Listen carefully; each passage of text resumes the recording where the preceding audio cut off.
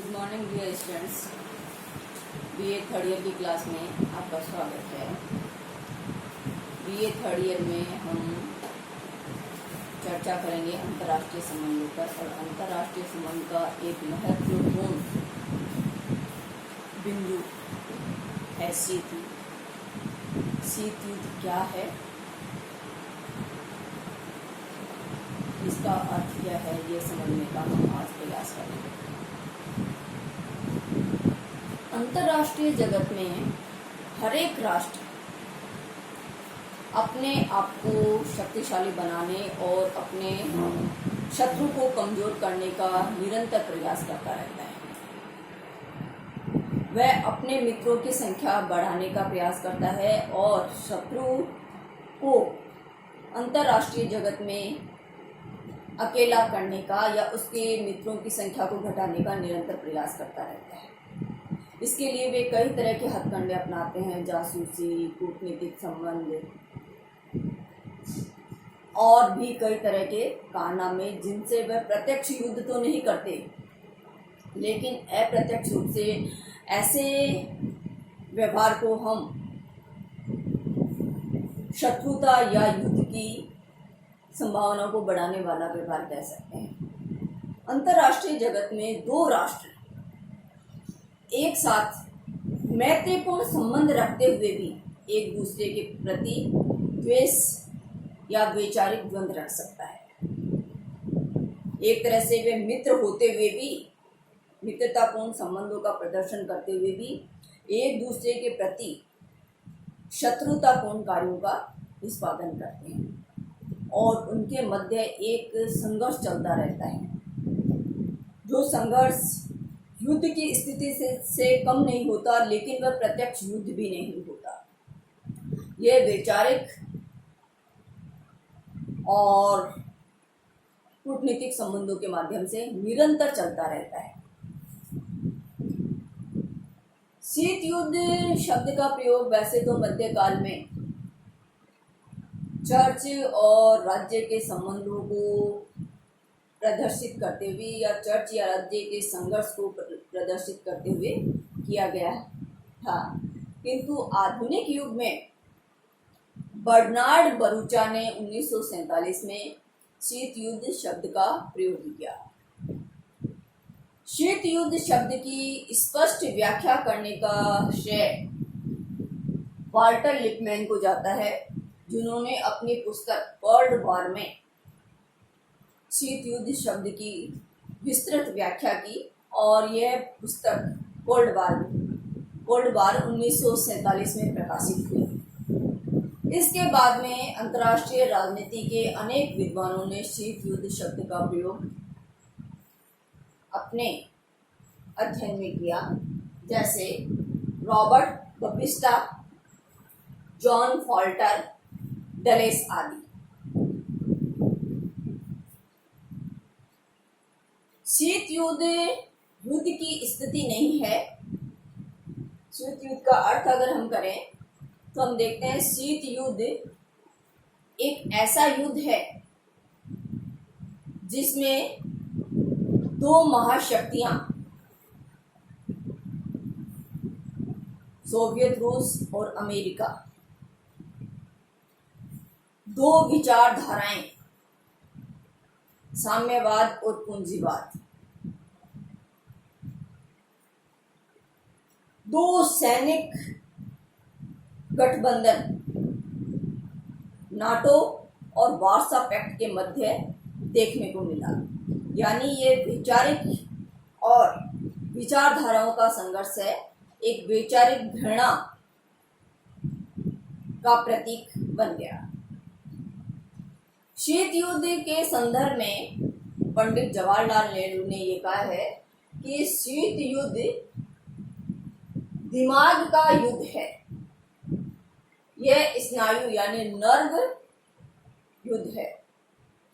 शीत युद्ध वास्तविक जीवन में या वास्तविक जगत में नहीं लड़ा जाता, बल्कि यह मस्तिष्क के मध्य वैचारिक द्वंद्व, वैचारिक संघर्ष, वैचारिक घृणा का परिणाम है, जो दिमाग के मध्य लड़ा जाता है। यह स्नायु युद्ध है यानी नर्व सिस्टम जो पूरे आपकी सोचने समझने आपके व्यवहार की पूरी प्रक्रिया को, पूरी रचना को प्रभावित करता है। और जब दो राष्ट्र शीत युद्ध के मध्य उलझ जाते हैं तो उनके हर एक क्रियाकलाप, उनके वैचारिक, उनके व्यवहारिक और कूटनीतिक संबंध केवल इसी शीत युद्ध के इर्द गिर्द चलते रहते हैं। वह हर दम, हर कार्य और हर प्रक्रिया के द्वारा अपने शत्रु को कमजोर करने, उसे बदनाम करने, उसके मित्रों की संख्या घटाने, उसे एकाकी, अंतर्राष्ट्रीय जगत में एकाकी करने का प्रयास करते रहते हैं। यानी ये निरंतर दिमाग में चलने वाला संघर्ष है। हार्टमैन ने शीत युद्ध की परिभाषा करते हुए लिखा है कि शीत युद्ध का अर्थ राष्ट्रों के मध्य तनाव की उस स्थिति से है जिसमें एक पक्ष दूसरे को कमजोर करने तथा अपनी स्थिति को सुदृढ़ करने का प्रयत्न करता है, परंतु वास्तविक युद्ध की स्थिति से भिन्न है। यानी हम काम तो ऐसे करेंगे कि वे युद्ध के जैसे ही होंगे या युद्ध की स्थिति को कभी भी जन्म देने वाले होंगे। यानी शत्रुतापूर्ण, हर एक काम शत्रुतापूर्ण होगा, लेकिन वह वास्तविक युद्ध नहीं होगा। फ्लेमिंग ने ये कहा है कि शीत युद्ध या संघर्ष का ऐसा रूप है जो द्वितीय विश्व युद्ध के बाद में अस्तित्व में आया। ग्रीव्स ने इस संदर्भ में ये कहा है कि शीत युद्ध परमाणु युद्ध के युग में शीत युद्ध परमाणु युद्ध की विभीषिका से बचने का या अपने उद्देश्यों को प्राप्त करने का एक तरीका है। परमाणु युग में शीत युद्ध अपने उद्देश्यों को शांतिपूर्ण तरीके से बिना युद्ध किए हुए प्राप्त करने का एक तरीका है, क्योंकि परमाणु युद्ध की विभीषिका में कोई भी राष्ट्र युद्ध को मोल लेने का खतरा नहीं उठा सकता, लेकिन वह युद्ध के लाभों को, युद्ध से जो लाभ प्राप्त हो सकते हैं उन लाभों को प्राप्त करने का माध्यम शीत युद्ध को बनाता है, जो ठंडा युद्ध है जिसमें शस्त्र नहीं उपयोग में आते लेकिन युद्ध निरंतर चलता रहता है। पंडित नेहरू ने शीत युद्ध को पुरातन शक्ति संतुलन की अवधारणा का नया रूप माना है। प्राचीन जगत में भी शक्ति संतुलन बना रहता था, दो मध्य राष्ट्र अपने आप को संतुलित करने रहते थे, एक दूसरे की शक्तियों को संतुलित करते रहते थे। तो पंडित नेहरू ये कहते हैं कि शीत युद्ध पुरातन शक्ति संतुलन की नई अवधारणा का नया रूप है। यह दो विचारधाराओं का संघर्ष न होकर दो महाशक्तियों का आपसी संघर्ष है। अधिकतर विद्वान ये मानते हैं कि शीत युद्ध दो विचारधाराएं, साम्यवाद और पूंजीवाद के मध्य लड़ा जाने वाला युद्ध था, किंतु पंडित जवाहरलाल नेहरू इसे दो विचारधाराओं का युद्ध नहीं मानते, बल्कि दो महाशक्तियों का युद्ध मानते हैं। अब इससे बहुत फर्क पड़ जाता है कि दो विचारधाराएं और दो महाशक्तियां। दो महाशक्तियां कौन कौन सी है? अमेरिका और सोवियत रूस। लेकिन जब वह विचारधाराओं में बदलता है तो पूरे जगत को प्रभावित कर लेता है। तो पंडित नेहरू उसके प्रभाव को कम करने हेतु ये मानते हैं कि ये विचारधाराओं का युद्ध नहीं है। विचारधाराएं तो पूंजीवादी, दुनिया के कई राष्ट्र पूंजीवाद से जुड़े हो सकते हैं और दुनिया के कई राष्ट्र साम्यवाद से भी जुड़े होते हैं। तो पंडित नेहरू इसके प्रभाव या इसके मारक क्षमता को कम करते हुए कहते हैं कि ये दो विचारधाराओं का युद्ध नहीं है, बल्कि ये दो महाशक्तियों का युद्ध है, यानी दो महाशक्तियों की महत्वाकांक्षाओं का ये युद्ध है।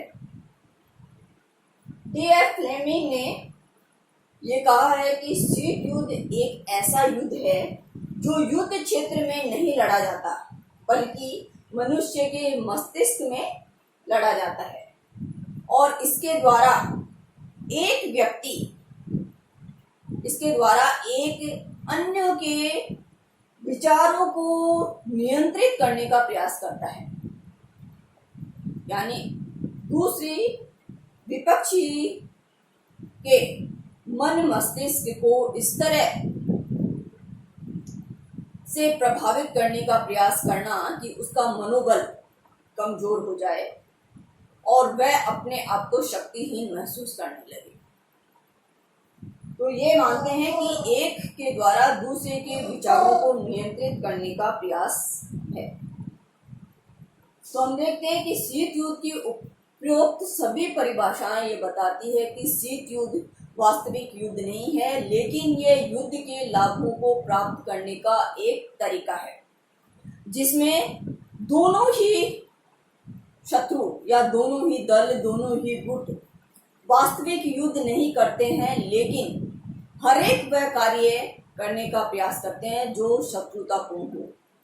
ये मित्रतापूर्ण शत्रुता कही जा सकती है या शत्रुतापूर्ण मित्र व्यवहार हो सकता है। मित्रता का प्रदर्शन करते हुए भी हम व्यवहार कैसा करेंगे? शत्रुतापूर्ण। इसमें अस्त्र शस्त्रों का प्रयोग नहीं होता, बल्कि वैचारिक घृणा, जासूसी, कूटनीतिक संबंध आदि के द्वारा दूसरे की शक्ति को क्षीण करने, उसे कमजोर करने, उसे बदनाम करने और उसको एकाकी बनाने, अंतर्राष्ट्रीय जगत में एकांगी बनाने का प्रयास किया जाता है।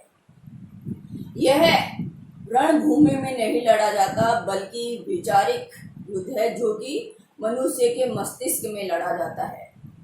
हर दम ये आपके दिमाग में प्रक्रिया चलती रहती है कि आप शत्रु को, विपक्षी दल को कैसे पराजित कर सकते हैं, कैसे उससे नीचा दिखा सकते हैं।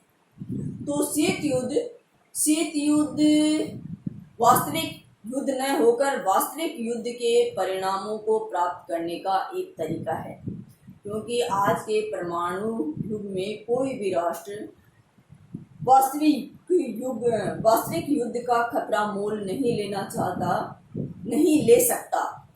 अतः विकल्प के रूप में वह शीत युद्ध की नीति को अपनाया गया था द्वितीय विश्व युद्ध के दौरान, और यह शक्ति संघर्ष या वैचारिक संघर्ष, वैचारिक घृणा, यही शीत युद्ध के रूप में हमें देखने को मिली।